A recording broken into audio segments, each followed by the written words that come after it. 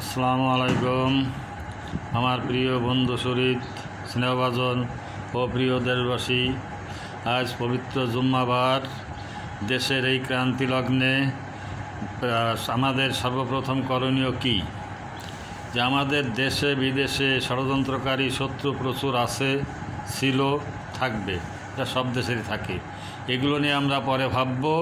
আপাতত আমাদের প্রথম কাজ হলো আমাদের আত্মরক্ষা, ব্যক্তিগত, পারিবারিক, সামাজিক ও রাষ্ট্রীয় আত্মরক্ষা। এরপর দ্বিতীয় প্রধান কাজ হলো আমাদের এই বানভাসী যে দেশবাসী বা যে জনগণ, নিরীহ নারী, পুরুষ, এতিম, বিধবা, তারপর অন্তঃসত্ত্বা নারী, মা বোনেরা, তার সদ্য নবজাত প্রসূতি মা যারা আছেন, তাদের উদ্ধার করা।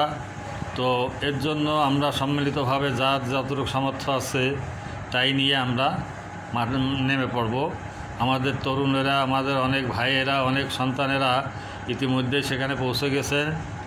আমাদের প্রচুর সাহায্যের দরকার। সবচেয়ে প্রথম কাজ হলো তাদের একটা নিরাপদ স্থানে সরায় আনা।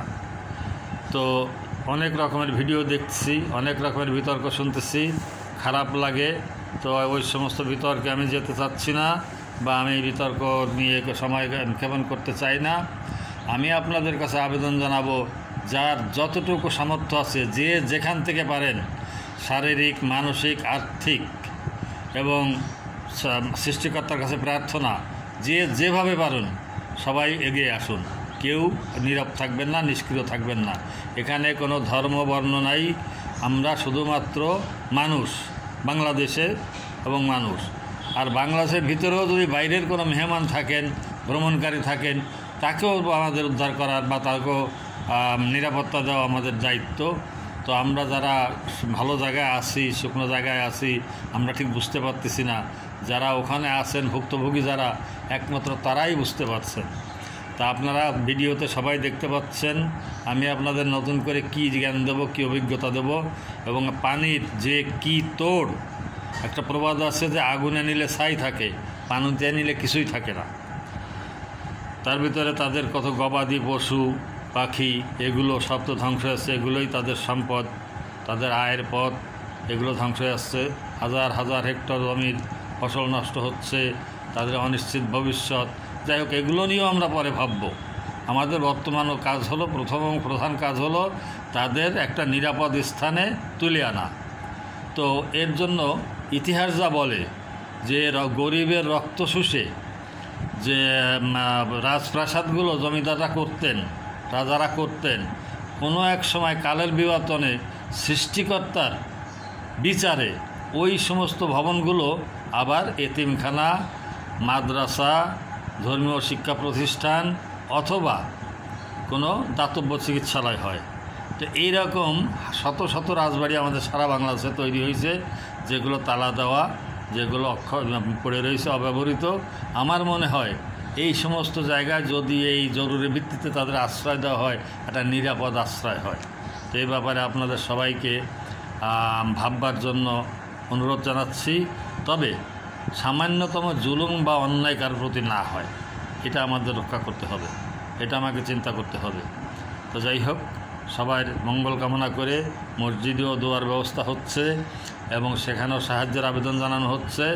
আমি ব্যক্তিগতভাবে আপনাদের আবেদন জানাচ্ছি।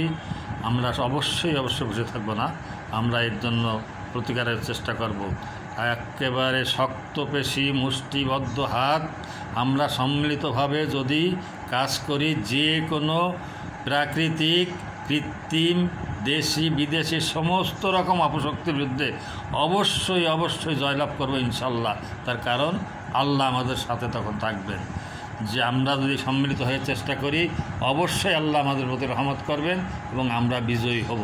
তবে কিছু আছে একেবারে জন্মগত নোংরা, চোর, স্যাচ্চোর, ডাকাত, লুটেরা, নোংরা, এরা কখনোই পরিবর্তিত হয় না।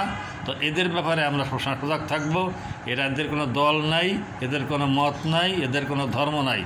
এরা চোরই, চোরের ধর্ম চোর, ডাকাতের ধর্ম ডাকাত, লুটেরার ধর্ম লুটেরা।